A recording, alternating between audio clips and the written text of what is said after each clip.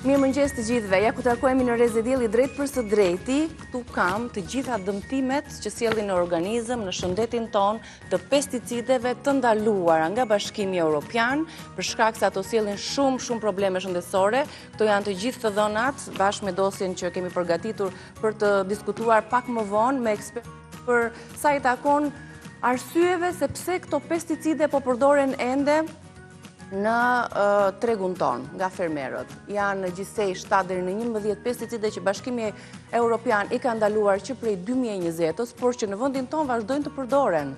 Pse detyrohen fermerët, si mund të zëvendësohen këto pesticide, dhe kemi hulumtuar se çfarë dëmesh konkrete sjellin pesticidet në shëndetin ton, duke lidhur nga problemet hormonale deri tek sistemi nervor. Do të shkojmë në kuzhinë tani të gatuajmë, pas pak do të jemi edhe për maska, edhe për këshilla praktike. Fillimisht e nisim me recetat e Albanës.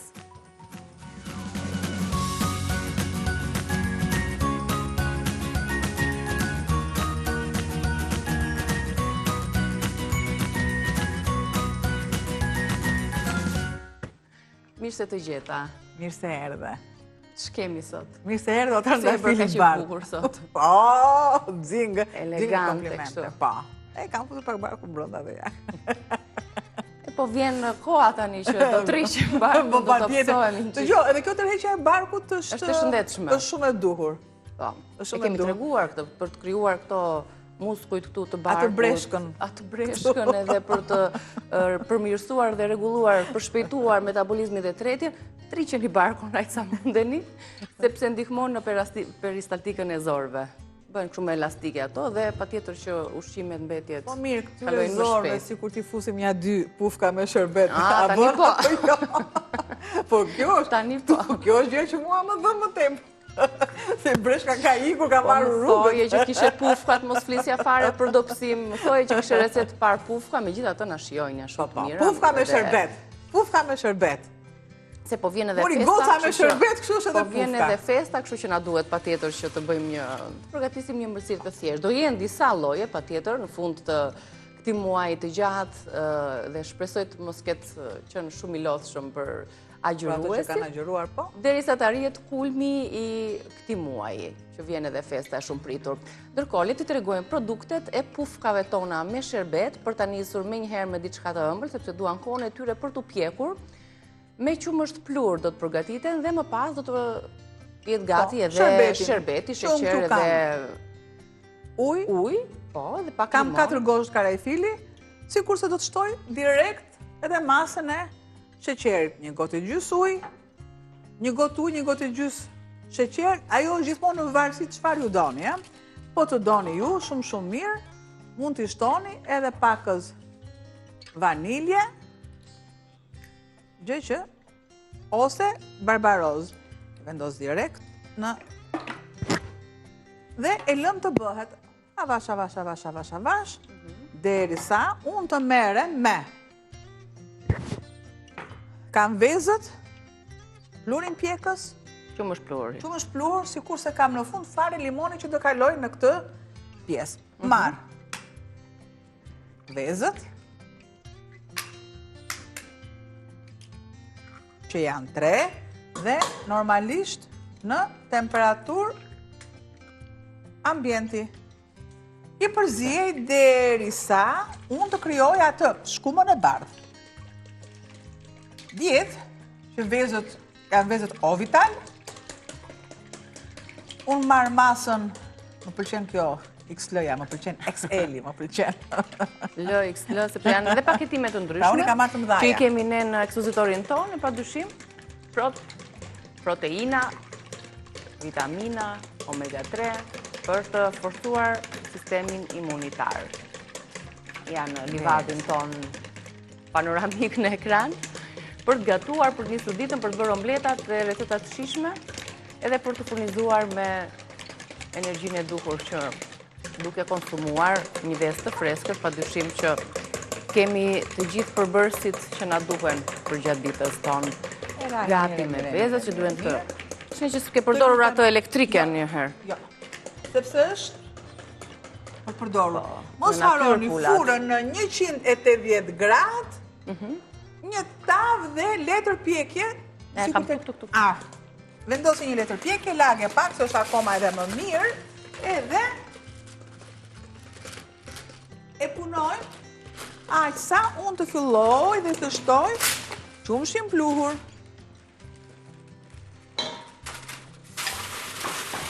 Tek qumshi pluhur unë të shtoj dhe pluhurin pjekës, që i kemi thënë është për aromë. Ja.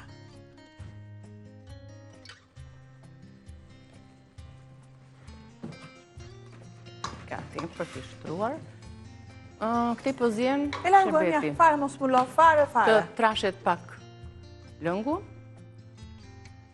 Nga sheqeri do të shtojmë edhe limonin, si sherbeti zakonshëm, nuk ka ndonjë ndryshim nga shurupët apo sherbetët që ne sjellim vazhdimisht për ëmbëlsirat.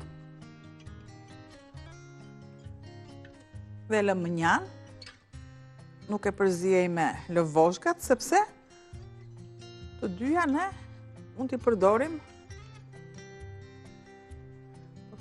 Mund t'i përdorim shumë mirë për pastrim, se është fundjavë dhe e përdorim limonin, umfullën, sodën, tre përbërësit kryesor për pastrimin e sipërfaqeve, por edhe për pastrimin dhe larjen mirë të perimeve. Pufka me qumësht pluhur të sherbetosura, po shihni në ekran recetën, ju duhen 4 filxhan qumësht pluhur, 2 lugë gjelle pluhur pjekës dhe 3 vezë sherbeti, 1 gotë sheqer, 1 gotë e gjysmë ujë, 5-6 gozhd karajfili, 2 gjethe barbaros dhe lëngu i 1 limoni. Atëherë, në moment që ju nuk shtoni barbarosën, shtoni vanilje si që shtova unë. Po. Ajo ka efektin e aromës që marrin. Ja pra kemi këtë masën, në gjithse, shiko. Edhe pakës, diku të 1-2 minuta, derisa themu barbarova siliko, do të tua kush i do. Në vendin tënd kemi vanilje dhe kështu që... Barbarosa është një lule që rritet shumë mirë në provoret tona, kështu që e përdorim edhe si një bimë, si një lule që na zbukuron oborin, por na jep aromë fantastike dhe na ndihmon në përgatitjen dhe aromatizimin e ëmbëlsirave të ndryshme, përgatitjen e glikove, reçelrave. Ka të bëj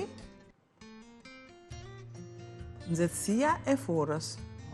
Deri në 180 sot fura. Aq duhet, ja. Prandaj themi masë ngjitse. Pozicionohen vetë të rumbullakta. Do të fryhen e do të piqen. Avash, ja.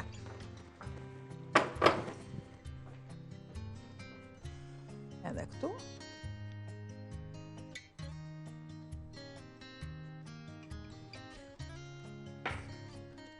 Marrin vetë atë, pozicionohen vetë në letrën e pjekjes.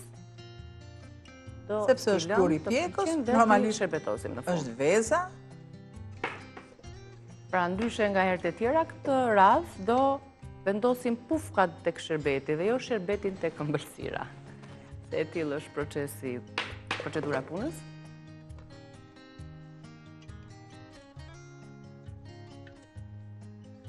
Nëse ju vendosim me temperaturë të lartë, normalisht nuk do keni rezultatin e duhur. Do digjen nga jashtë, brenda do jenë brumë, si gjithmonë kur ndodh që nuk respektohet temperatura e duhur.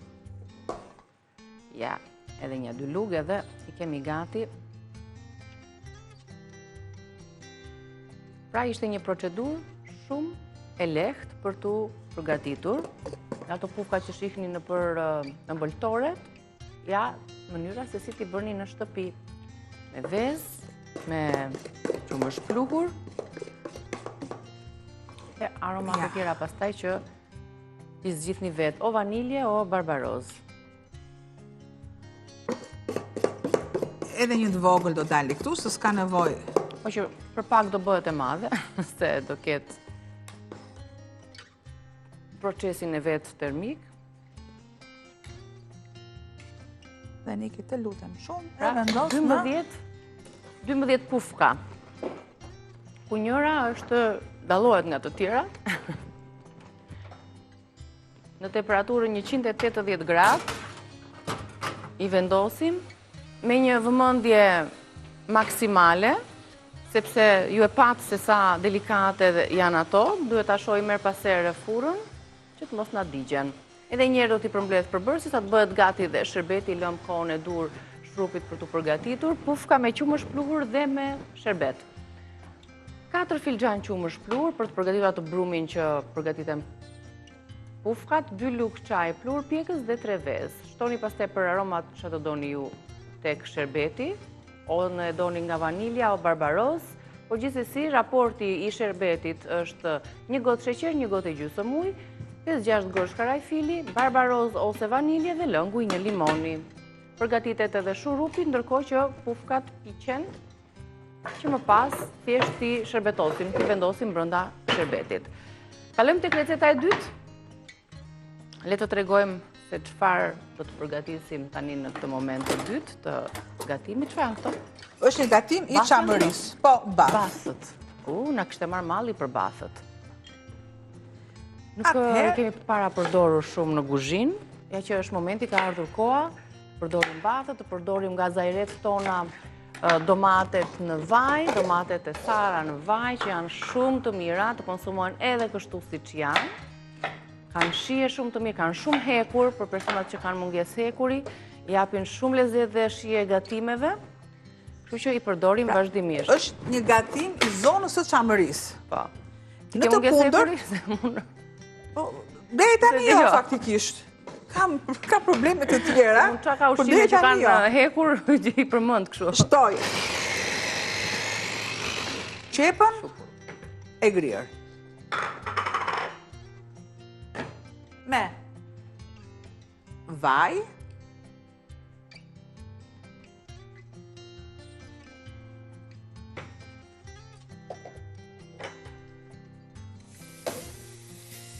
të marrë dhe një lugë.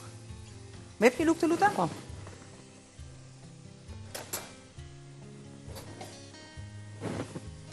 Pra, qepën e kam vrirë në blender më shumë nga që duhet. Pra dhe një 2 rrahje bëhej pelte. Sepse kështu më intereson që të jetë. Që mos dallohet në shije. Sepse krijoj masën e lëngësht të qepës. Prandaj dhe është arsyeja që unë e lash më tepër. Këtu ku kam sërisht do vendos një tomate.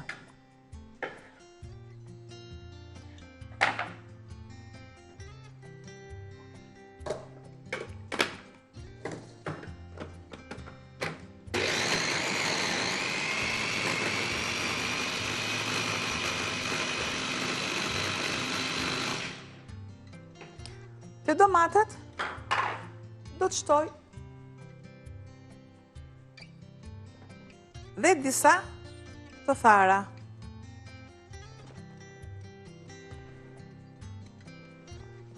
Sërisht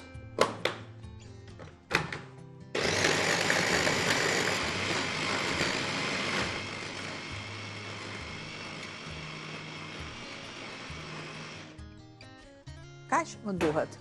Kanë ata aftësinë dhe bashkohen me qepën, me përbërësit e tjerë, tek bathët. Do të shtoj pa tjetër pak. Kishte ujë, të vendosur në ujë? Domateve, po. Kishin në ujë domatet.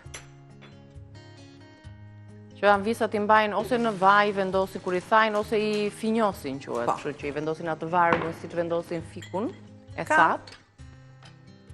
2 thelpi hudhre.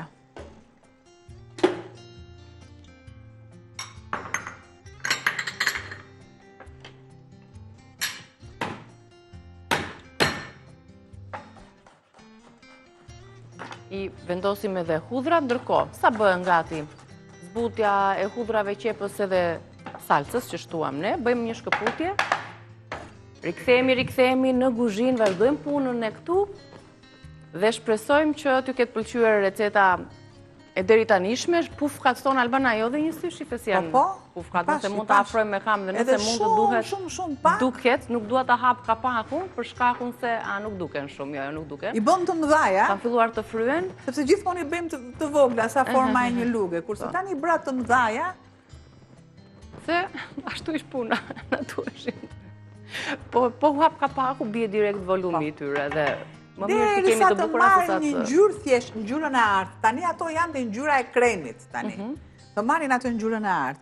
Dhe tek qepa mua më duhet sërish ngjyra e artë. Pra nuk i ndahem të kësaj rezës diellit, ngjyrën e rezës diellit. Do të shtoj pak fare krip.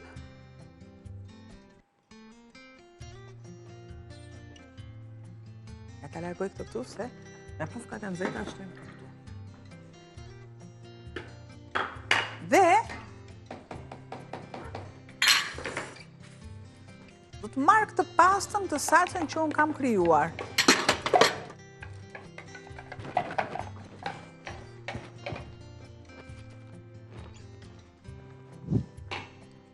I jap një shplarje të pakët.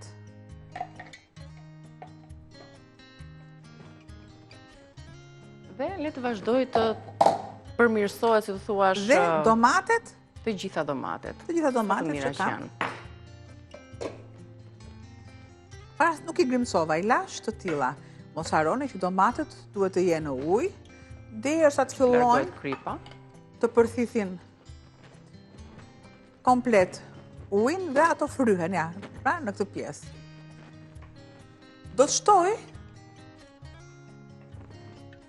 rreth temperaturën edhe pjesën e bathëve, ose ndryshe fava. Që ndryshe? Fava. Fava. Të pjesën këtu, e lë sepse diku, nga e marta kam një byrek me koçkulla. Ose ndryshe koçkulla. Kja shtojmë. Po. Shumë mirë. Bëjmë qofte, bëjmë salca, duke vendosur pak tahini, vaj, krip piper pa tjetër, as majdanoz, as kopër, për koriandër. Dhe e kemi një salcë të duhur.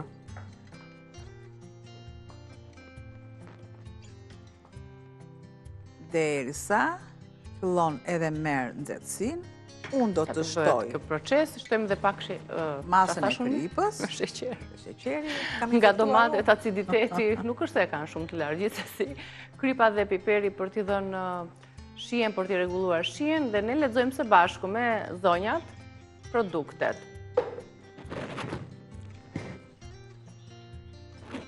$500 gram bath të freskëta ose të thata.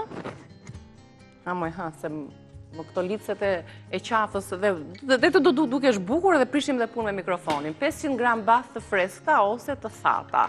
Një qepe madhe, 3-4 thelpinj hudhër, 2 domate të pjekura, një tuf koper ose majdanoz, një lugë gjelle vaj ulliri, krip dhe piper i zi, lëng limoni, ujë ose lëng perimesh.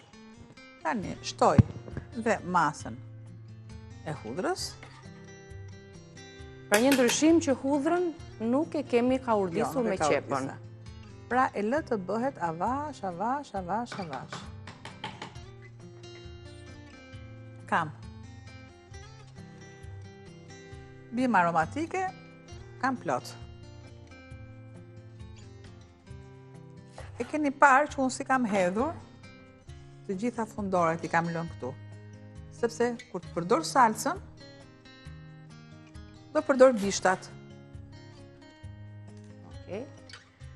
Dhe ne këtu, përveç se gatuajmë cilëm receta, por jemi konsumator në rast të parë, si unë, si Albana. Dhe si çdo konsumator i shqetësuar në vend për produktet që konsumojmë, sa të sigurt jemi për pesticidet që përdoren tek produktet e vendit, gjithmonë na lind pyetja, kjo domatja që kemi bler sot, këto perimet që kemi bler, sa pesticide kanë? A i largojmë dot me një shplarje, apo largohen apo jo me uthull, me krip, me sot, me këto mënyrat e pastrimit dhe larjes? Ju keni pyetje, shqetësime në lidhje me pesticidet e përdorura? Keni në një vend të sigur ku i merrni?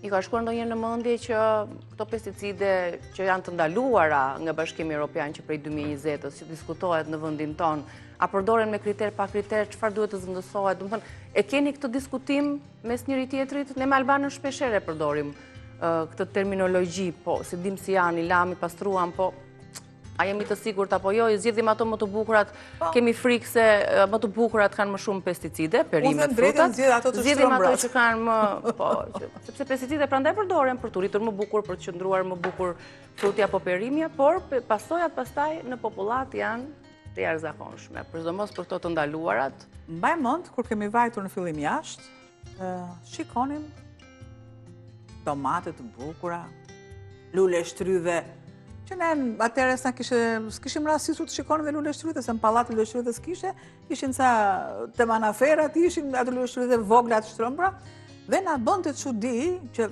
ishte i mbushur komplet pjesa e dyqanit jashtë, dhe shkëlqente molla, shkëlqente domatja, ku mund të dinte atëherë mendja, sepse nuk dinim se çfarë ishin pesticidet, apo te buka, për shkakun që ajo buka ishte si sfungjer, ishte e bardhë, kishte një bukë të madhe kaq, pra që kishte fryrës, që kishte ngjyrosës. Të joshur nga pamja estetike, të gënjyer gjithashtu nga pamja. Patjetër. Pamja që na gënjen, ashtu është dhe te puna e fruta perimeve që kemi në tregun tonë. Gjithsesi, kemi vendosur një numër në ekran që mund na telefononi dhe mund na bëni pyetje konkrete që t'ia drejtojmë ekspertit që do të ftojmë pak më vonë në lidhje me këtë temë. Përdorimi i pesticideve nga ana e fermerëve, sa të rrezikuar jemi, sa besim keni, cilat fruta perime përmbajnë më shumë, ku dyshoni më tepër, si zgjidhni ju perimet në treg, na telefononi dhe diskutojmë.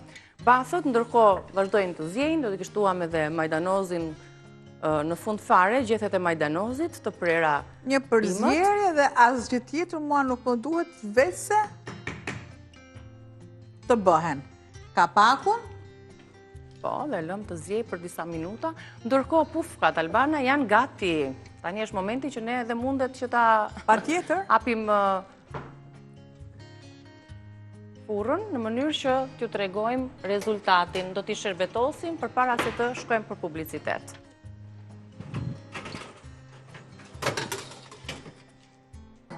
Ne kemi ca shprehje kështu.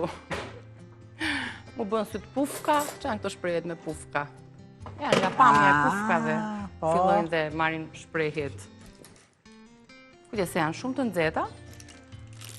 Do të veprojmë ndryshe, pra pufka do t'i shtojmë tek sherbeti. Pufkat janë të nxehta, sherbeti është ftohur, është disi i vakët. Ndaj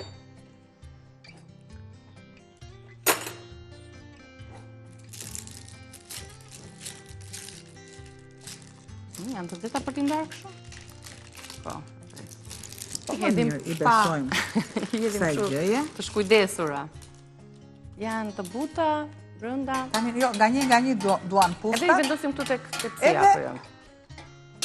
Apo marrim ndonjë pjatë? Marrim një pjatë direkt, se? Marrim një pjatë më mirë. Nga që janë? Mos i lëvizim shpeshherë nga vendi.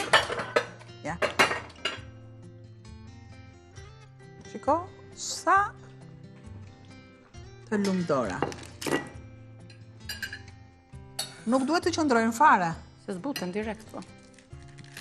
Ja, unë po i heq nga letra. Kaq duan. Ja. Goja lëngë.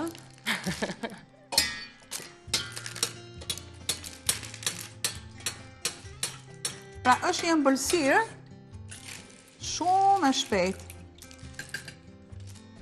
Më pas të shërbet, do t'i shtoj sheqer, do t'u trash më tepër. Që ta shtoj sipër, po. Kjo e vogla doli që si ndryshe nga të tjera. Jo, doli ndryshe sepse e kishim ula më tepër. Në fund fare. Këto bëjnë të vogla, pufkat. Sa të mira. Shishme. Shumë të mira. Prit, ta marrë këto time? Ta marrësh. Unë i kam rezervuar vetes një më të madhe. A do mëndja. është me çështje me sherbet. Është me çështje peshe dhe moshe. Ja. Ja. Ua, sa të mira. Tani, po më thomë se s'ta ke bërë çik më shumë, më tepër. Se tani kjo joshja është Urdhëroj. mbi tundim, domethënë. Opa. Bëjmë edhe 3 të fundit. Dhe aq e përqendruar je sa unë nuk e di se ti si po i reziston ti. Vetëm kur ti t'it njoh reklama. dhe apo kur kalojmë në reklama. Nuk po të mundoj më shumë. Boze më ka dalë navish. Nuk po të mundoj më shumë, kështu që shkëputemi për pak reklama dhe ne konsumojmë të qetë nga një pufk me Albanën.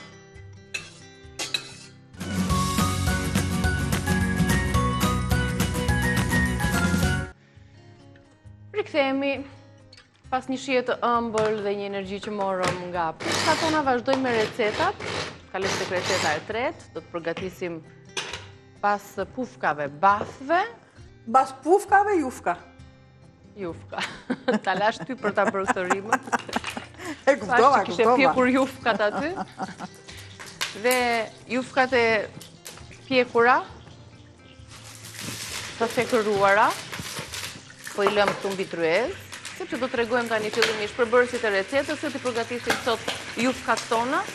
Na ndihmon regjia me produkte sa të bëhet gati edhe pjesa e qepës, e produkteve të para me cilin nisim në gatimin e jufkave me pull sipas traditës librane. Atëherë, kemi 500 gram jufka, një pull, 2 qep mesatare, 2 thelpinj hudhër, 2 lugë gjelle vaj ulliri ose gjalp, 1 domate e grirë, 1 lugë gjelle salcë domate, 1 lugë çaj piper i kuq, 1 lugë çaj rigon ose erza sipas dëshirës, 1 litër lëng pule, krip dhe piper, po sipas shijes. Tani ne më duket se s'pas kemi gjetur pull të freskët. Pull të freskët? E kam Ku bërë? ta gjesh thuj? Jo, e kam bërë për qëllim. ka? Jo pa qëllim. Pra kam marrë gjoks pule, sepse unë e sjell si recet ashtu siç sillet. Pra kanë një pul. Po. Por ka shumë anvisa që s'kan Që se pul, duan. ka një gjoks pule. Janë dy veta një, që duan një normalisht, pul që do. Edhe unë kam marrë gjoksin e pulës, që duhet ta pres. Në copza më të vogla. Po. Paraprakisht kemi pjekur E spostoj. jufkat. Kthej, sepse më duhet gjithmonë për pulën, ku vendoset mishi, nuk vendoset asnjëherë asnjë lloj përime tjetër, sepse duhet të pastrohet me krip, ma të kripën e trash, gjë që duhet të shplahet, të thahet, më pas vendoset. Unë kam 2 taljera. Kam gjoksin e pulës, gjë që do ta bëj në kubik. Kam marrë qepën, e kam vendosur vaj, ujë, të zihet. Ja. Dhe du t'i marrë, t'i kaloj në tigan.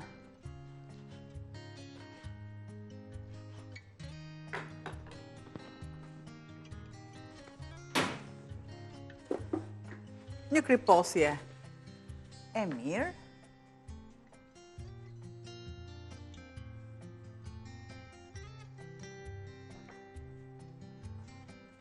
Dhe mere me qepën.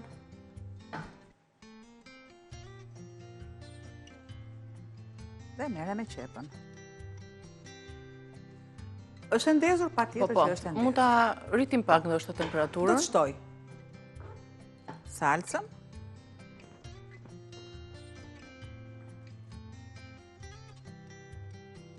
Tek qepa. Dhe e lë avash të bëhet.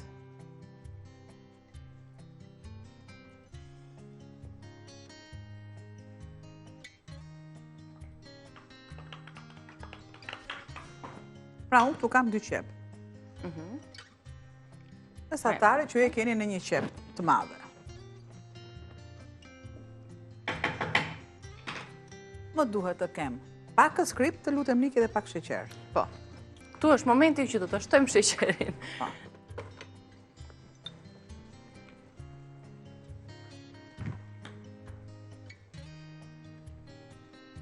Ai sheqer më duhet.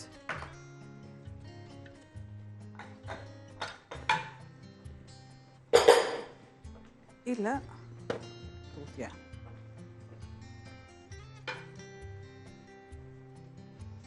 kam piperin e kuq, pak piper të zi,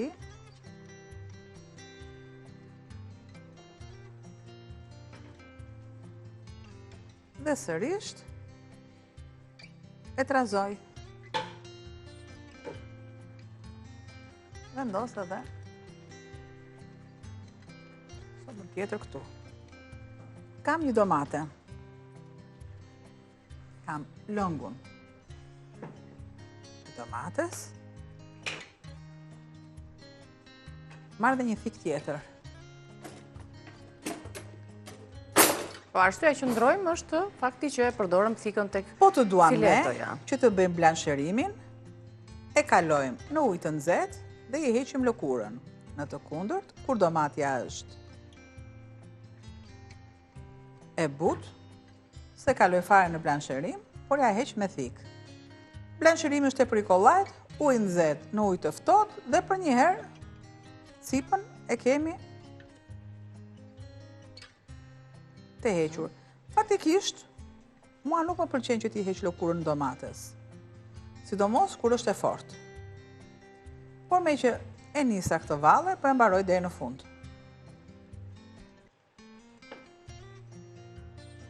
Shumë mirë, të lëkura si që janë, mund t'i thani. Lëkurat e domateve? Po. I përdorim kështu si plurë për gatime në gjellë. Pra thjesht e lë të tillë.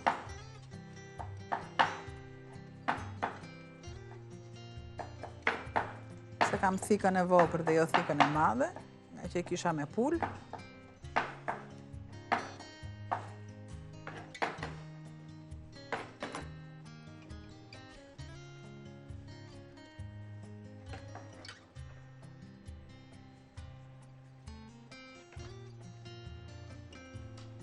Gradualisht, na skuqet edhe qepa. Spostoj Do na duhet në fund majdanozin dhe largoj talierën që mos ta kem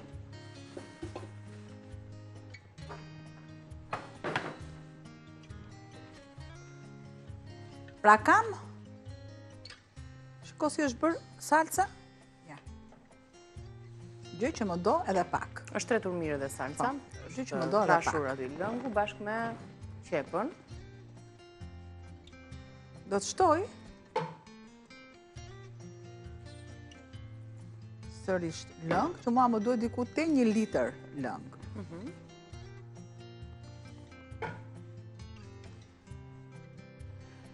E spostoj pak mishin dhe mere me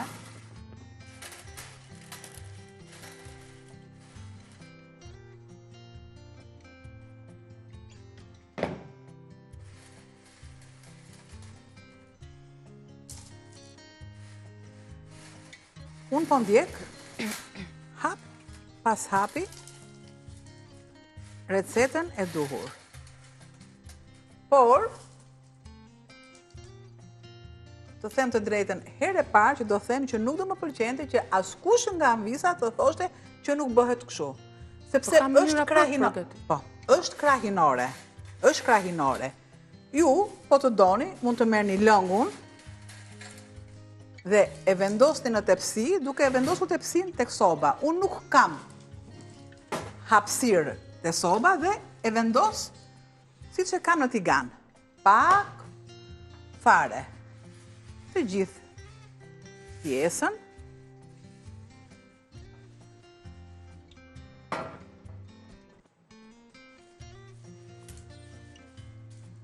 Derisa të zbutet. Tjetë zbutja. Do të shtoj dhe pjesën tjetër të lëngut. Pra diku te 1 litër. Pak fare sa të zbutet. Shumë pak. Deri sa të zbutet.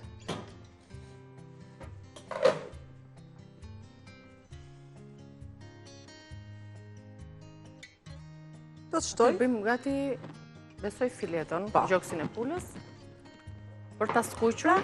Siç kemi atë shprehjen fshat e zanat. Po. Ka receta që janë ndryshe në krajina të ndryshme, përsa të akon jufkave, për shembull që janë të njohura jufkat e Dibrës, por edhe aty në zonat të ndryshme, krajinore, si që tha dhe Albana, ka patjetër mënyra për përgatitjen e jufkave. Kemi një telefonat, do t'i themi mirëmëngjes. Cilës zonjë që nga ka telefonuar, apo zotëri, pas kemi një zotëri në telefon, mirëmëngjes. Alo. Përshëndetje, të dëgjojmë, alo, të dëgjojmë. Po, dëgjojmë me vones. Por herbicidet përdoren e të gjitha herbicidet përdoren e të tëra gjëra që përdoren. Edhe të preshje, edhe të domatja, edhe të pasëgjanja, edhe të spesa janë bëna në 3 kile, në 5 kile. Edhe të salata. Edhe të luleshtrida. Pra janë pesticide të ndaluara dhe të lejuara, duhet i ndajmë disa. Të gjitha dhe të shkarkohet, nga ministria dhe në fund, marë para të bagomate nuk bëjnë. Nuk bëjnë asë jo të lejuara ka porcione ato që bëjnë. Ne do flasim për pesticidet e pa lejuara, zotëri. Ato pesticide që Bashkimi Evropian i ka ndaluar prej 2020-ës, por që vazhdojnë të përdoren në vendin tonë. Kjo është ideja. Pa pesticide të lejuara dhe të pa lejuara, sepse patjetër që ka dhe pesticide të lejuara që nuk shkaktojnë probleme shëndetësore.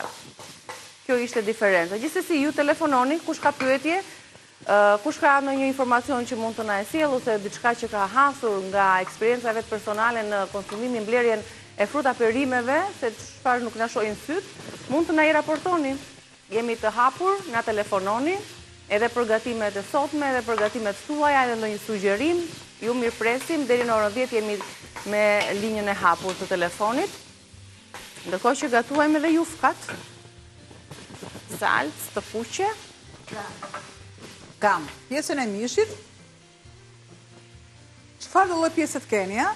Qoftë dhe pula e tërë, po dhe pula ndahet në copëlla do të një trazim. Derisa një tjetër telefonat ka mbërritur, le t'i themi mirëmëngjes, përshëndetje. Mirëmëngjes. Mirëmëngjes. Mirëmëngjes, Miki. Ju përshëndes ty dhe Albanën. Faleminderit. Ju shoh për ti edhe më pëlqejnë shumë gatimet tuaja. Faleminderit. Falenderojmë shumë. Me Mikin. Më thuaj Desha të flas pak për jufkat Dibrane. Unë jam puro Dibrane prej Dibrës së Madhe. Tashti. Nuk e di, kjo e Albanës mund t'jetë krajina, sepse thonë, fshat e zanat jetë avjat. Sa po e thamë dhe për këtë thamë të na mirë kuptoni. Do me thamë, tradita taman është zjet pula, me lëngun e pulës ka vadisen jufkat me qiqet, po pa sal, pa gjëra, edhe hidhe sipër edhe me erza i qik, pa tjetër, edhe futet në furrë. Të paktën krajina Dibra Madhe, kështu e tipike, të cilën ne kemi përgatitur dhe mund ta gjejmë shumë kollajfare në YouTube-in tonë, Reze Dielli. Jufka sipas traditës Dibrane, po sipas traditës Dibrane është dhe kjo, po sipas krahinave, siç e the fshate zanat. Këtë që ju sapo e thatë, e dim të gjithë dhe e kemi përgatitur ashtu siç ju e përmendët, me pulë të freskët, me jufka të cilat i poqën pak, me gjalpin e freskët të fshatit. Sot menduam të sjellim diçka tjetër. Me fileto pule, me fileto pule së di në i herë, paktën unë, janë 75 vjeçët, nuk e ti që më edhe 100 inshallah. Po s'ka, do me thëmë problem. Faleminderit. Megjithatë, është një program shumë i shikusëm, më pëlqen shumë. Se mësojmë diçka, sidoqoftë kursës vonë me mësu. Është bërë si një kurs online për ju, kjo hapësira e gatimit.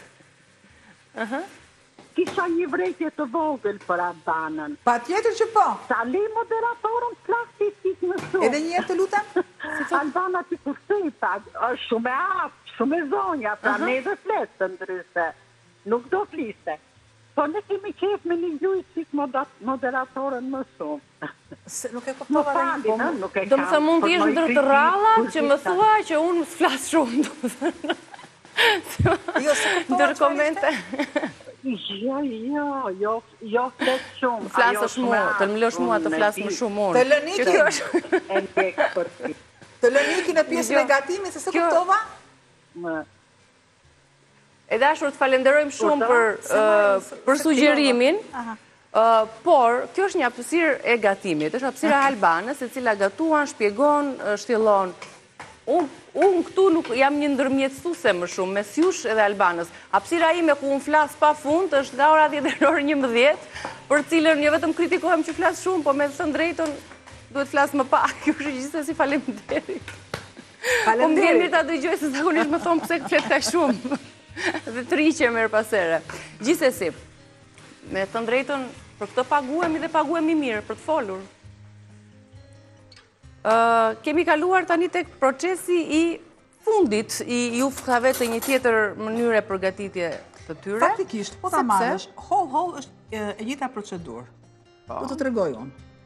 Unë thjesht kam vendosur që të bëj më tepër salcë dhe më tepër një mënyrë tjetër që të konsumojmë dhe jufkat, por nëse nuk e kemi atë pulën e freskët, pse mos e ndosojmë edhe me... Duhet të bëj, në varësi të minutazhit që kam, unë duhet të nxjerr gatimin në kohë. Pra nëse unë do kisha se jufkat nuk mund t'i bësh dot për një kohë 15 minuta.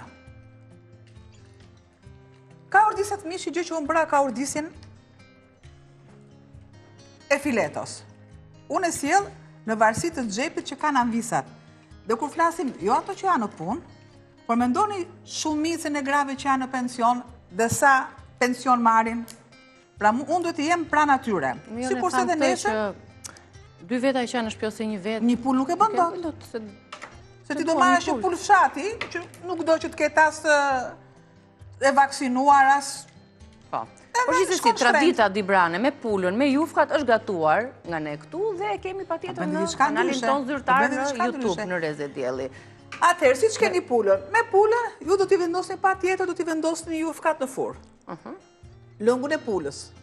Nuk e merrni e lëni më njan. Qepën e ka ordisni, avash. Shtoni domaten, patjetër që e ka me pak piper të kuq, Dibra. Nuk e ka pa piper të kuq. Pra në çdo recetë të Dibrës, piperi i kuq është. Unë e shtova me salcë pak më tepër, që të ketë atë shijen dhe të jenë do t'i rezistojnë edhe vakti tjetër. Nëse ne do t'i kemi të tilla, nuk i rezistojnë të darkës. Kurse kur është e tillë, i reziston edhe vakti të darkës. Pra, të drejtën po ma bën me sy dhe kjo tava që më duket. Bëj me qepall, më Albana, mos thuaj fjalë. Ua! Gjithbete është kjo grua, nuk e di domethënë. Është edhe duke përfunduar dhe një libër, me poezi, e thashun tani, ke thënë që mos e tregoj, por kur derisa ta bësh gati ti e kanë haruar anvisat, kështu që e rrithemi përsëri. Dhe shkruan bukur kështu në gegnisht, e ka atë vargun të Gjyqim këndshëm. Tani, si dhe bathët, i tregojmë dhe një herë receta se çfarë përgatitëm nga pufkat, gjella me bath dhe jufkat sipas traditës Dibrane përkthyer moderuar nga ne të Rezes. I ndiqni recetat në kanalin tonë në YouTube, në Reze Dielli, me mënyrën e tyre të përgatitjes, na bëni subscribe dhe faleminderit për çdo person që ndjek YouTube-in tonë, na komenton dhe na bën subscribe, vazhdojmë të rritemi aty. Përsërisim pak bathët, kanë dalë shumë të mira, shumë të mira. Në ngjyrën lëngu është trashur siç duhet, është ajkothur, është një gjell e duhur, me ngjyrat e duhura dhe me një shije fantastike. Ja dhe regjia na ndihmon me përbërësit. Gjell me bath sipas traditës çame, 500 gram bath të freskëta ose bath të thata, një qepë e madhe, 3-4 thelpinj hudhër, 2 domate të pjekura, një tufë koper ose majdanos, një lugë gjelle vaj ulliri, krip dhe piper sipas shijes, lëngu i limonit dhe ujë ose lëng perimer si të doni ju, për të i dhënë shijen dhe rregulluar shijen e bathëve. Ndërkohë, doni recetën e pufkave, do na pyesin shumë, se jufkat 2-3 përbërës, salca jufkat edhe mishi pulës, se u tregua dhe procesi Basa e kanë haruar se kemi qenë që në fillim me pufkat, kaq të mira kanë dalë, shumë të shijshme. I tregojmë edhe përbërësit, përgatisni sherbetin fillimisht dhe gjatë kohës që sherbeti bëhet gati, ju jeni duke përgatitur brumin e pufkave me 4 filxhan qumësh pluhur, 2 lugë çaj pluhur pjekës dhe 3 vezë. Sherbeti, 1 gotë sheqer, 1 gotë e gjysmë ujë, një 5-6 gosht karajfili, 2 gjethe barbaros dhe lëngu i limonit. Albana bën servirjen, unë ndërkohë ju pres pas pak në bisedën që do të zhvillojmë për tematikën e pesticideve tek perimet tona që konsumojmë blejmë çdo ditë, sa të sigurt jemi, çfarë duhet të kemi parasysh, pse fermerët i përdorin dhe këto pesticide të cilat janë të ndaluara nga Bashkimi Evropian dhe si mund t'i dallojmë, ka ndonjë truk, si mund t'i heqim pesticidet prej perimeve, a ka ndonjë mënyrë që ne të bëjmë le të themi kontrollin vetjak të tyre, me një prekje, me një erë, një aromë etj. Gjithsesi, bëjmë gati kafen për të ftuarin dhe e shoqërojmë bisedën mjaftueshëm, këndshëm, me aromë të mirë me mokadorin ton. Ju pres pas pak në orën 10:10. Falenderoj Albana. Po shkoj të ulem aty tek salloni i mikpritës. Sot nuk do të thosha Nike faktikisht, do të thosha trëndafili bardh. Dhe trëndafili bardh dikush e shuajtur. Vetëm gruaja Geraldina e mbretit Zog. Po të josh pak me këtë aromën. Ja kaloj. Ma kalov shumë mirë fundjavën. Shihemi të ënën bashkë, ju pres pas pak.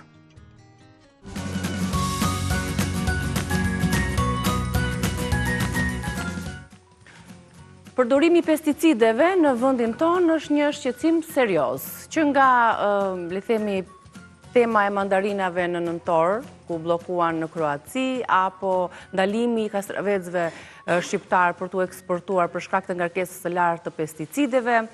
Sa të sigurt jemi, sa rrezikojmë, çfarë dëmesh ka në organizmin tonë, pse përdoren në kriteret dhe jashtë kritereve pesticidet, këto 7 pesticide të ndaluara, ne i kemi nxjerr, kemi u lumtuar dhe kemi materiale të cilat tregojnë se çfarë dëmesh sjellin këto dhe pasoja në organizmin tonë. Për hir të së vërtetës, kemi kontaktuar shumë ekspert për të folur për këtë temë, pra për pesticidet në vendin tonë, po ashtu dhe shumë fermer, të cilët nuk na kanë përgjigjur, nuk kanë qenë gati për të ardhur dhe për të folur në një studio televizive për këtë temë. I vetmi që pranoi të vitë dhe të na tregojë të vërtetën është Ilir Pilku. Mirë se erdhët. Kënaqësi që jeni këtu. Faleminderit për ftesën, se nuk duhet vim.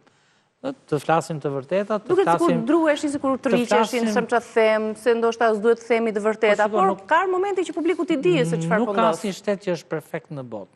Duhet të themi dhe ato gjërat që nuk janë mirë dhe ato gjërat që janë mirë.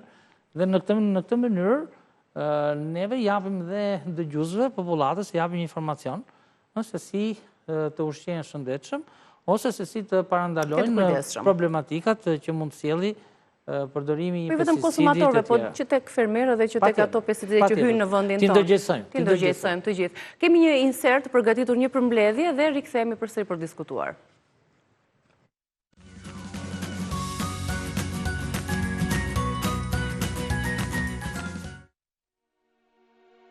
Siguria ushqimore mbetet një shqetësim serioz në Shqipëri, pasi konsumatorët shpesh ekspozohen ndaj produkteve me pesticide të ndaluara që vendet europiane i kanë hequr nga përdorimi. Në nëntor 2024, një ngarkesë mandarinash nga Shqipëria u bllokua në Kroaci dhe u kthye pasi analizat zbuluan praninë e lartë të pesticidit të ndaluar, klorpyrifos. Ky rast i raportuar nga Organizata për Sigurinë Ushqimore RASFF tregon se në vendin tonë është lejuar përdorimi i këtij kimikati edhe 4 vite pas ndalimit të tij nga BE në 2020.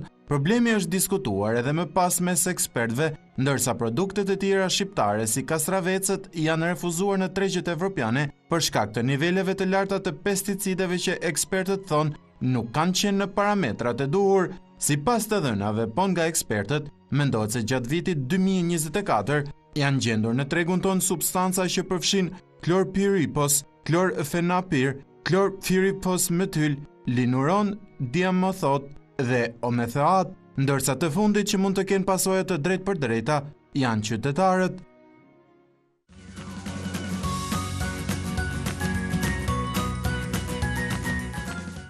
Si është e mundur që këto pesticide të ndaluara përdoren në vendin tonë? Kush duhet të mbajë përgjegjësi? Shiko, është pak komplekse, sepse mbi të gjitha gjëja më kryesore që ne duhet të themi është ndërgjegjësimi i fermerëve për atë që përdorin. Janë disa procese, janë disa etapa, të cilat unë do të përmend që institucionalisht është ligji dhe procesi. Pra, janë dy element, e kemi në ligjin e mirë, dhe pastaj është procesi. Ligji aktual çfarë tregon? Ligji është kanë lejuar deri këtu të vijë. Ligji është konform rregullat e Bashkimit Evropian.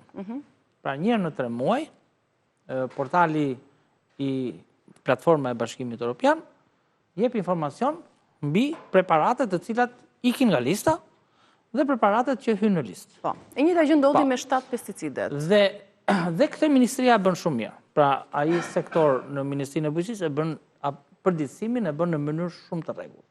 Ja, dhe po të shikosh, unë e kam marrë apostafat këtu, është... Kjo është lista e... Lista. Kam marrë vetëm të fundit.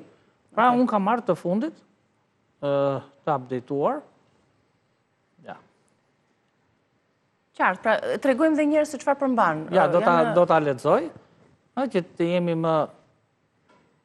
jemi fare të sakt, është në janar të 2025-ës, pra përditësimi i fundit, një në 3 muaj, dhe janë disa preparate ku thuhet ure 4600, janë përmbajtja në përqindje e lëndës aktive, në çfarë grupi për llogaritet, kush është aplikanti, pra kush është ai që do ta importoj, kompania që e importon, kush është prodhuesi, pra është Syngenta në Greqi, Syngenta në Kinë, kush është importuesi dhe numri përkatës dhe data e regjistrimit të këtij preparati.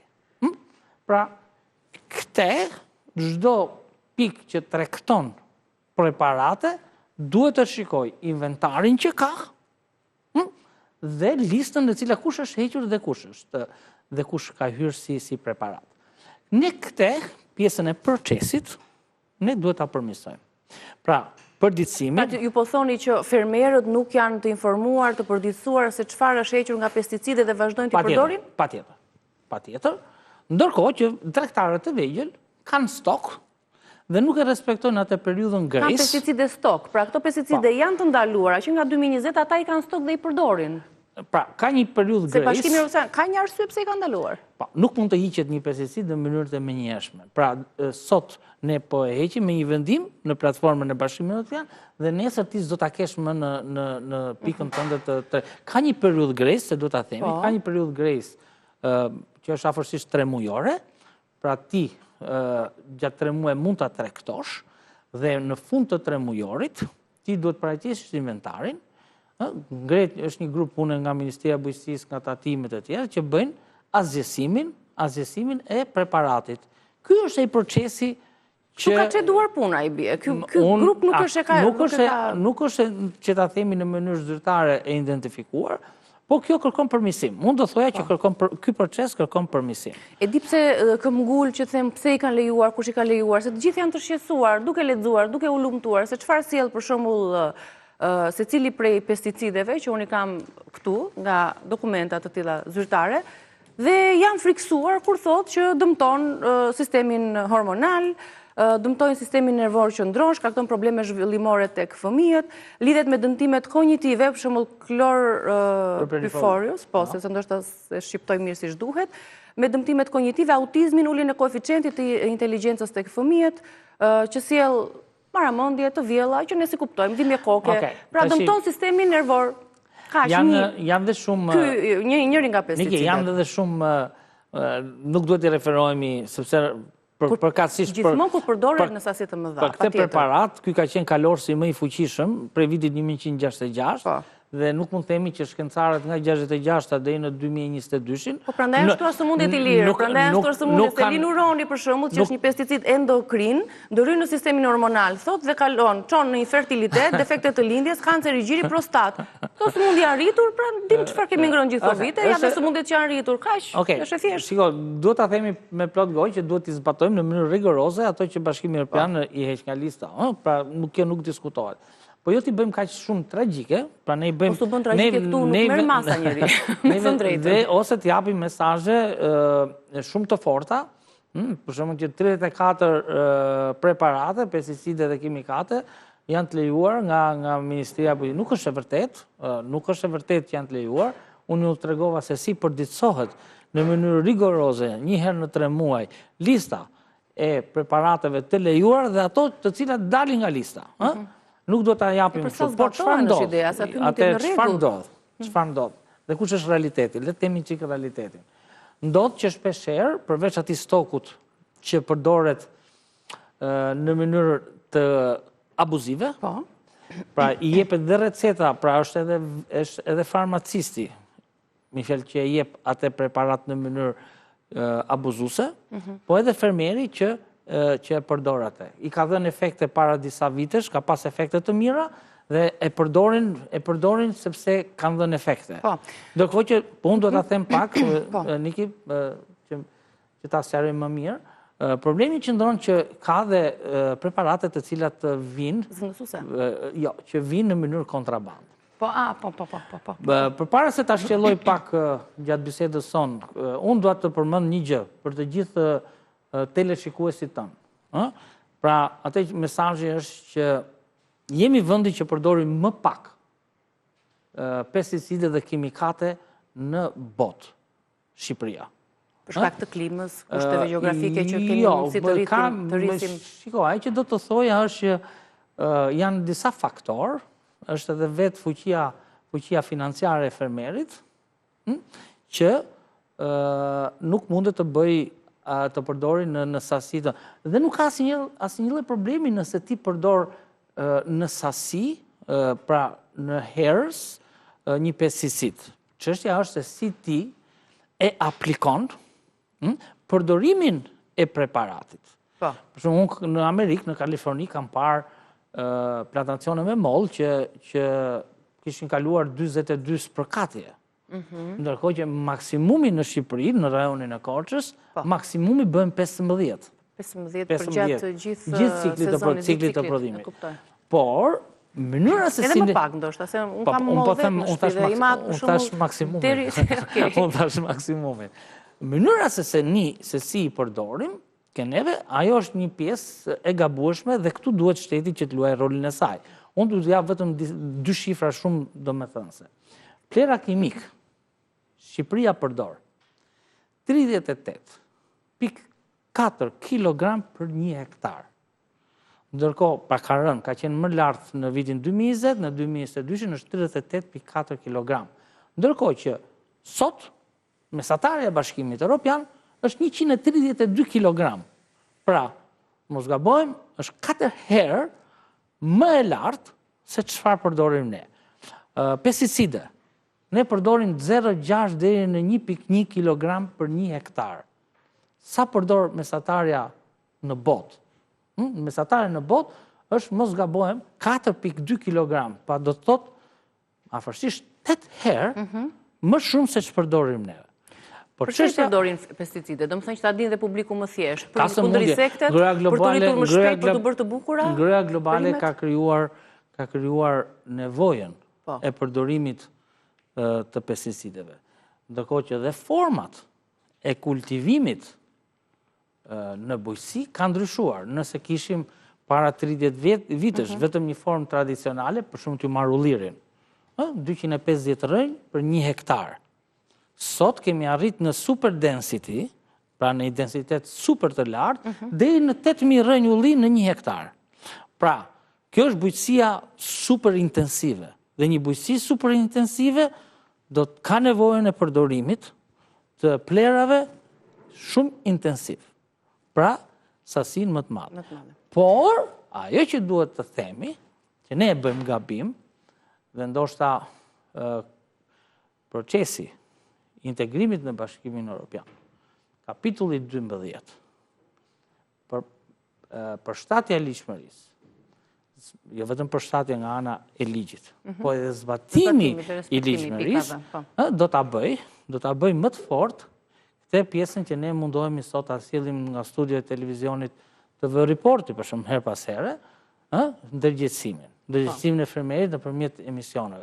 Por duhet funksionojë ligji, që do të thotë që fermeri duhet të digitalizohet, do thotë që të mbaj shënim. Të marrë informacionet më të updetuara çfarë përdori sot, parcelën e tij me çfarë S/K sot, me çfarë dozometrie S/K, sa është karenca, pra se një nga problemet më të mëdha është karenca. Dhe jo të jemi, siç thot populli tamaqar, vetëm të prodhojmë të jenë të bukura dhe të rriten shpejt fruta perimet dhe për anën e syrit që të jenë të mëdhaja e të shiten, por që të jemi dhe të ndërgjegjësuar që prit se po e shtuam më tepër këtë lloj pesticidi do dëmtojmë shumë njerëz.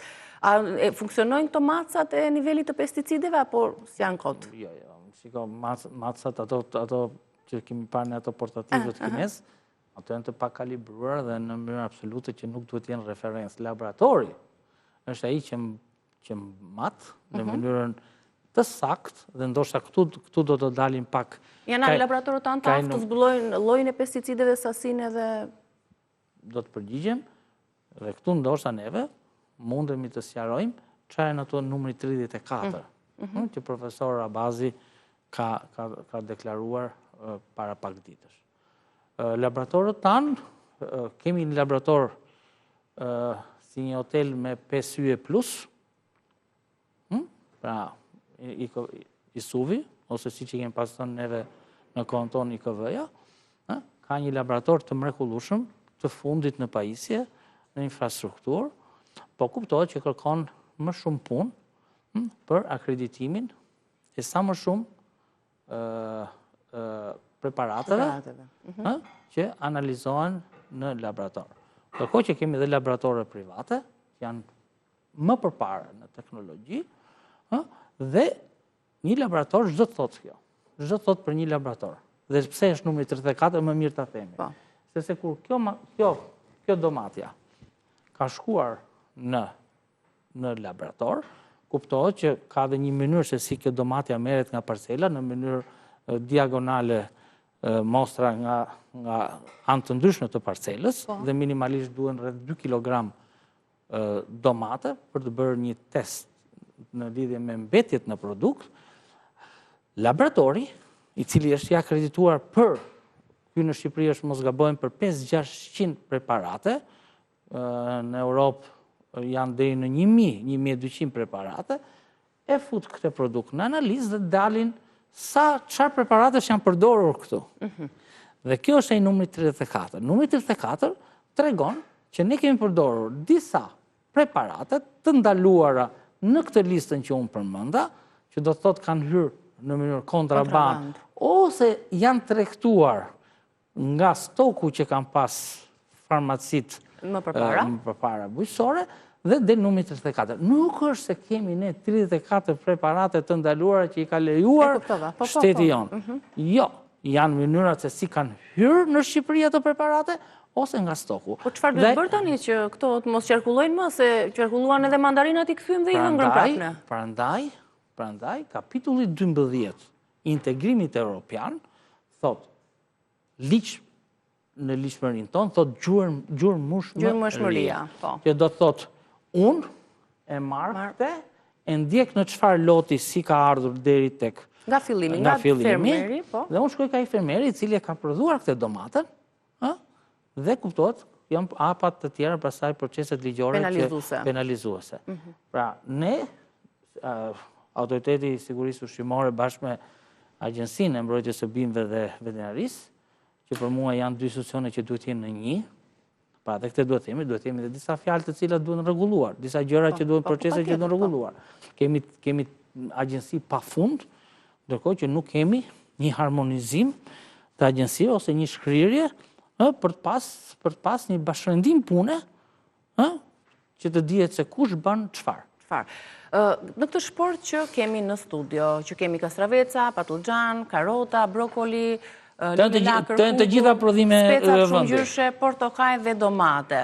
Tani, e zëmë se kjo është një treg i vogël, ne do shkojmë do blejmë. Si do ta zgjedhim? Çfarë pikpyetjesh na vinë në mendjen tonë teksa bëjmë një pazar?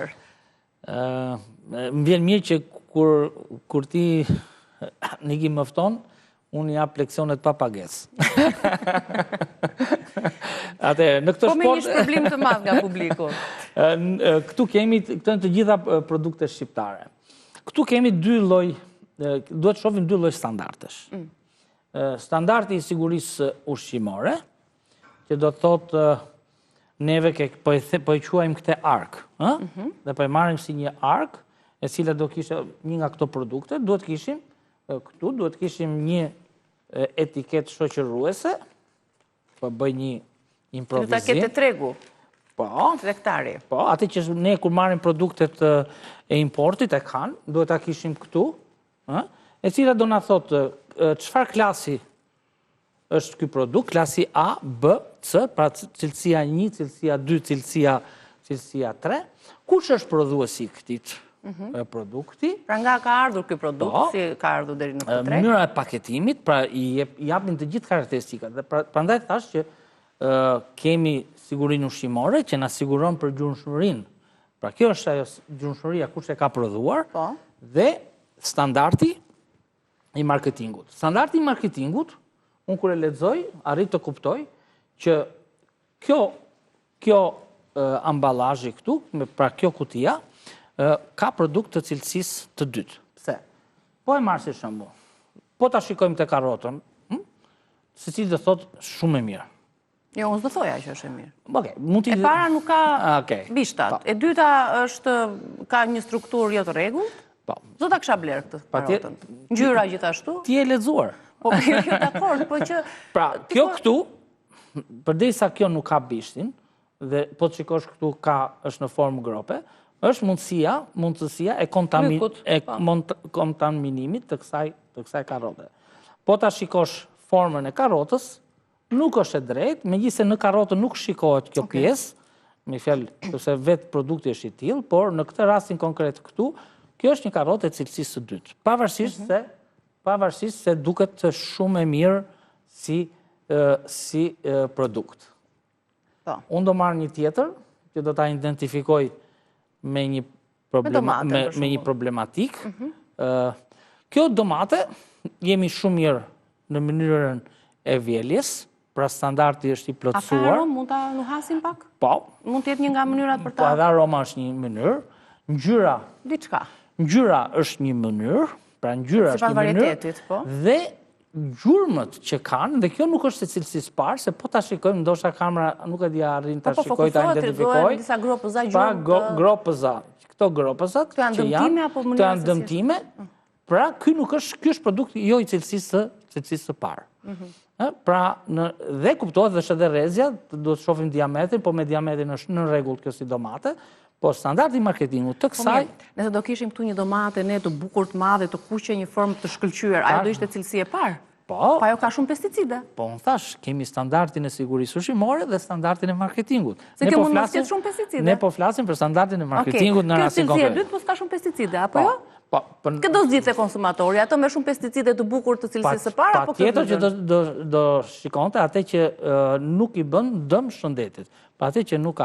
Po asnjëherë ti nuk e ke të shënuar që ka pesticide apo pa ti mund ta kesh është organik ose është bio. Siç ndodh në tregjet e huaja. Në tregjet e huaja. Për shembull, po ta marrim këtë kungullin këtu, është i vjelur në mënyrën e rregullt, pra i ka të gjitha parametrat, po ka një ngjyrë që cila tregon, nuk e tregon që është i freskët. Po ta shikosh ka një zbetësi si produkt, dhe ky është standardi marketingut që nuk është në... Qartë. Ilir, regjia është duke më komunikuar, apo jo, diçka? Është duke më komunikuar?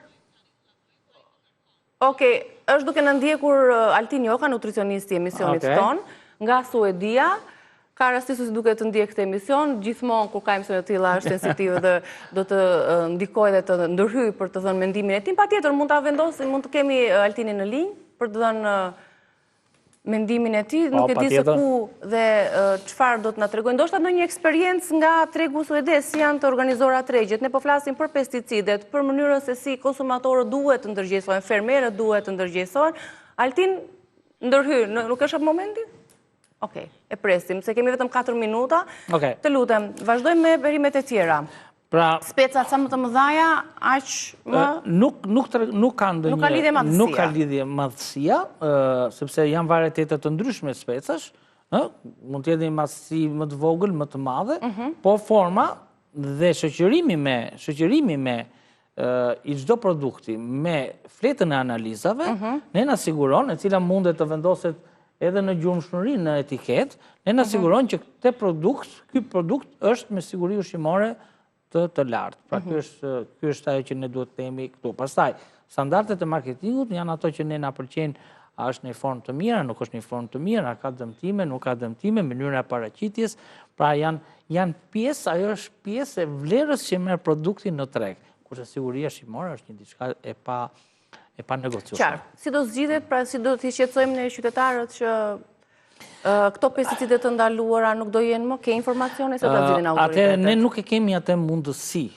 si konsumator, që të themi që kjo është e mirë, sepse nuk e dim përbërjen brenda, por ajo që duhet të bëjmë ne anvisat në familje, është që përpara se këto të gatuhen ose të konsumohen, mund t'i leni 2 orë në ujë me sodë. Soda nuk ka ndonjë kosto, soda e bukës nuk ka ndonjë kosto të madhe. E largon pesticidin soda?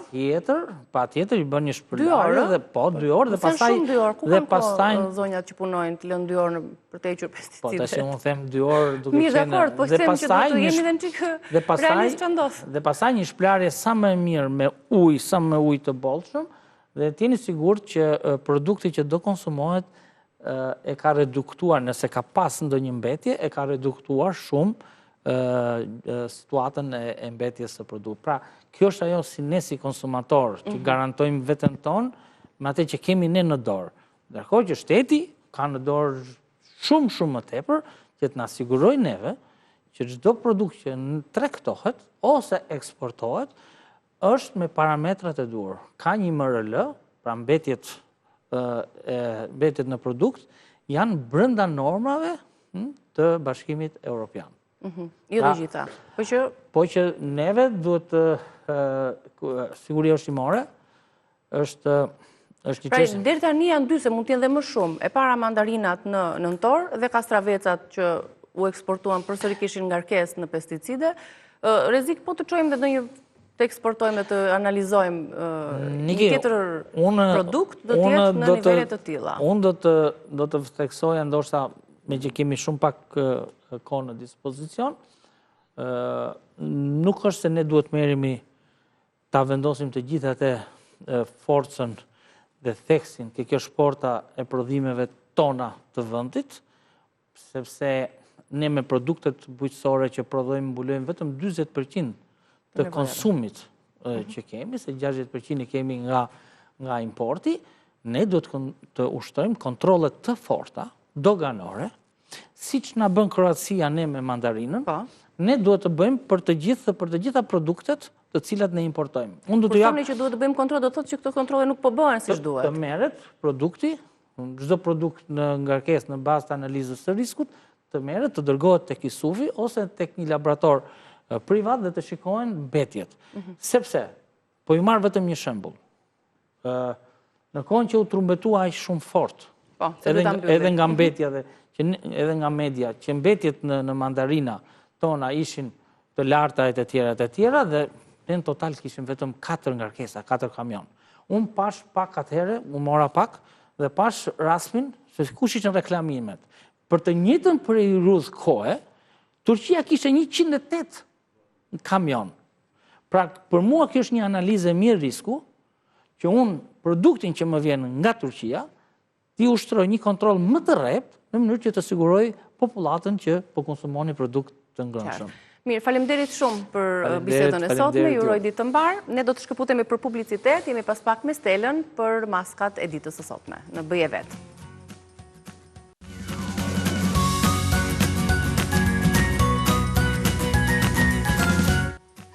Bëj e Vet, rubrika jonë me Stela Nikollën. Mirë se erdhe, dashu Stela. Mirë se u gjeta, gjithmonë një kënaqësi. Që ju dhëzon dhe ju mëson të bëni vetë gjëra që janë në prakticitetin e përditshmërinë tonë, padyshim.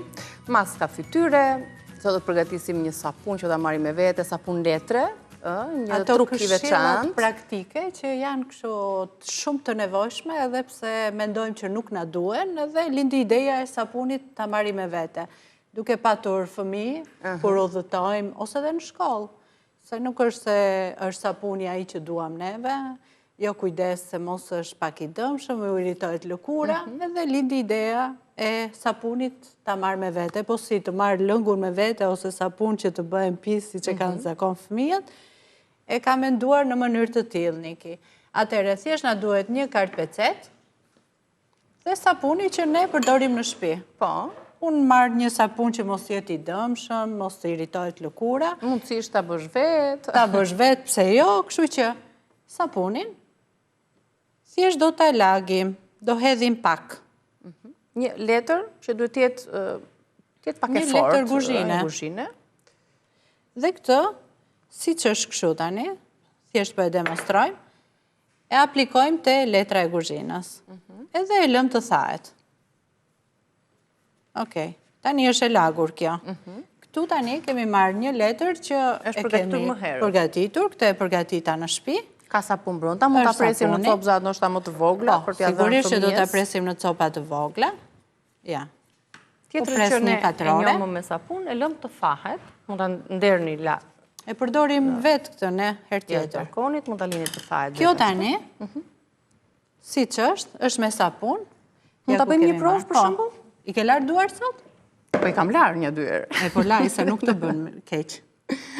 Hedhim Ja. pak. Pra do të lëshoj, opa. Do të lëshoj shkumën apo jo të sapunit, do të jetë sa të dëshironi ju. Ama më isë edhe në qikuj se ja pak shkum kam, se mora pak letër. Po jo, kamerak se mos nuk të shplajen mirë duart të në emision Mi të kjo. shpëlaja, shiko.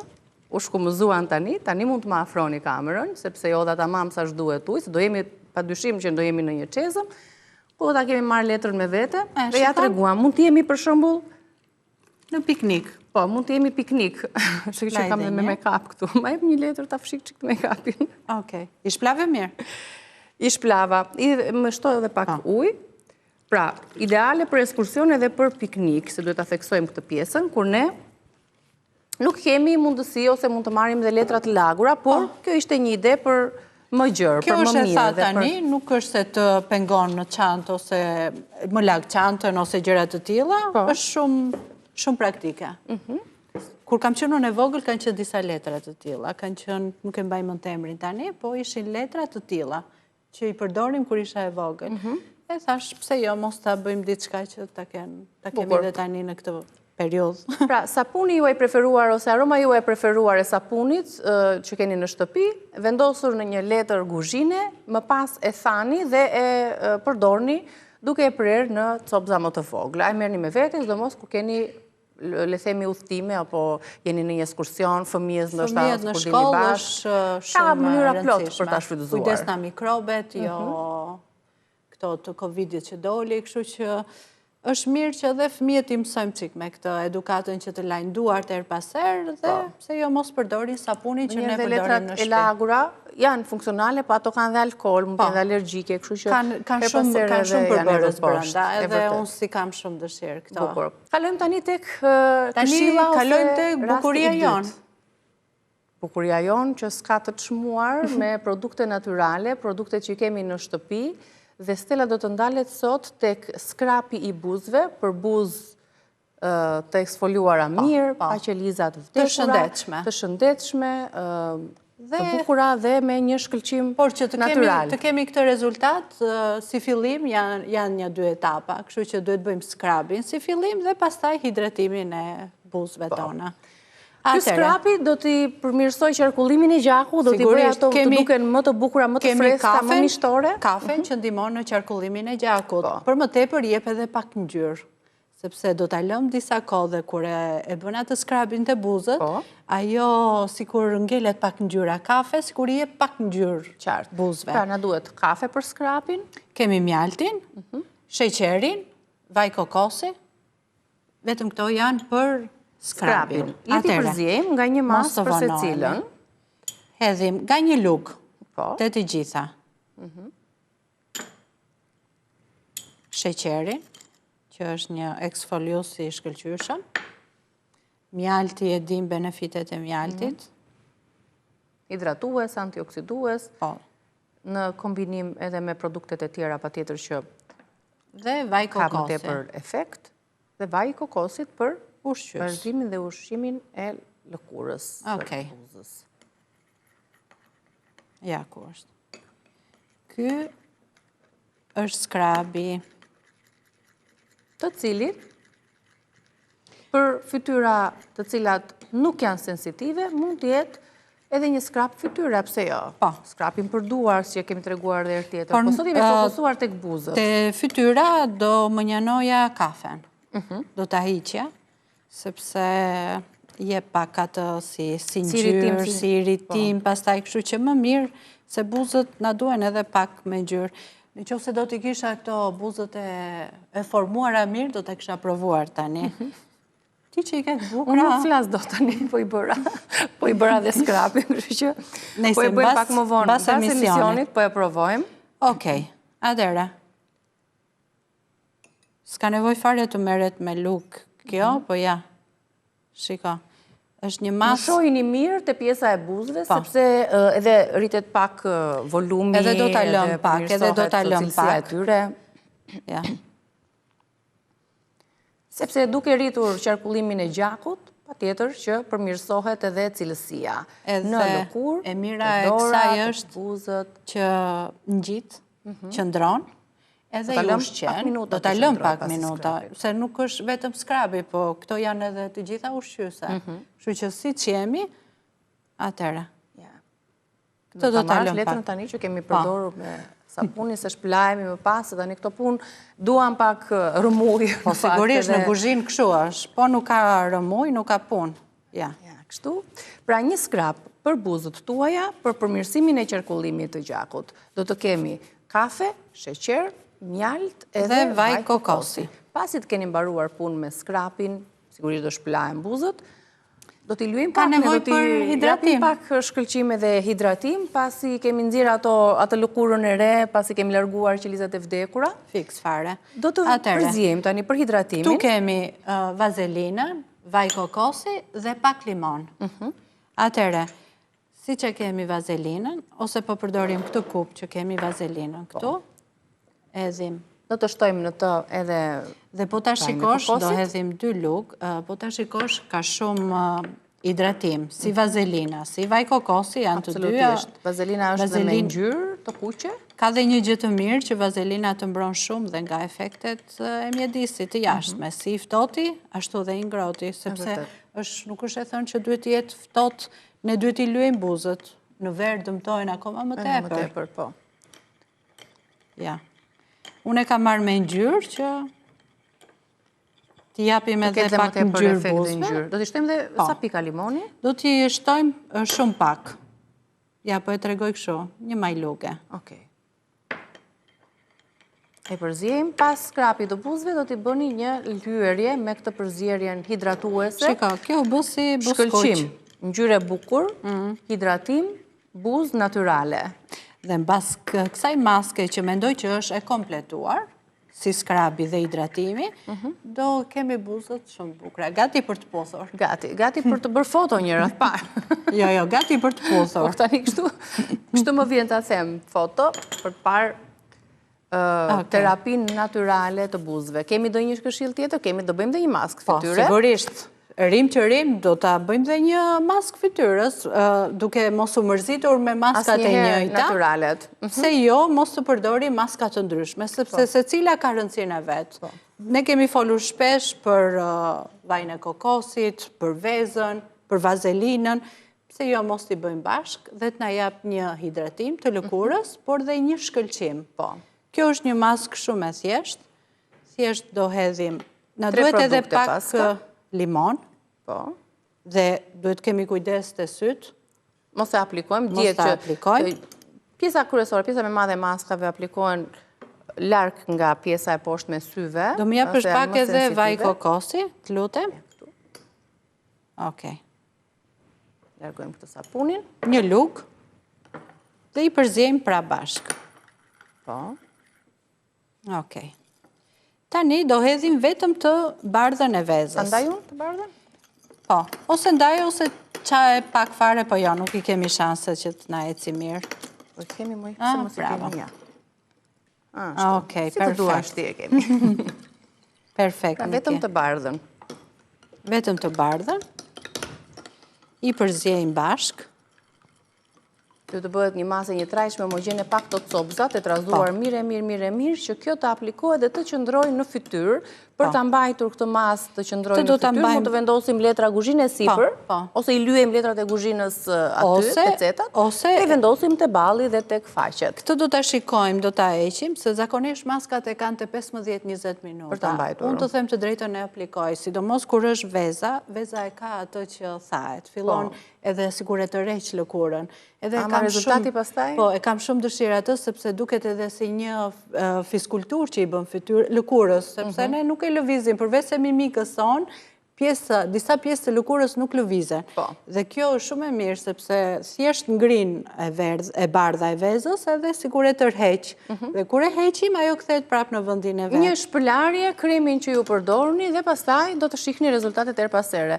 Do t'i provojmë ca gjëra në kushtet e shtëpisë, mos drejtojmë direkt tek kremat që kanë edhe përbërës kimik, por do të orientojmë drejt produkteve sa më natyrale. Sa më mirë të përdorim produktet që kemi në shtëpi. Mbaj mend që e thej një ditë dhe që atë çfarë konsumojmë, pse jo mos ta përdorim edhe për lëkurën, për trupin ton. Kështu që është një ndërthurje shumë e bukur, duke qenë që jemi një vend me shumë gjëra të mira, të ushqyeshme, me vlera, se jo mos t'i përdorim edhe portofoli xhepi në ri pa prekur. Po, është e vërtet dhe kjo është pjesë shumë e rëndësishme. Të falenderoj shumë Stella. Mos harroni të treja përgatitjet që u sollën sot në rubrikën Bëje Vet, do t'i keni në rrjetet tona sociale dhe mos harroni në YouTube Reze Dielli, klikoni na bëni subscribe. Miru ta kofshim herën tjetër me Stellën. Bashkë ju përshëndes, kalofshi bukur.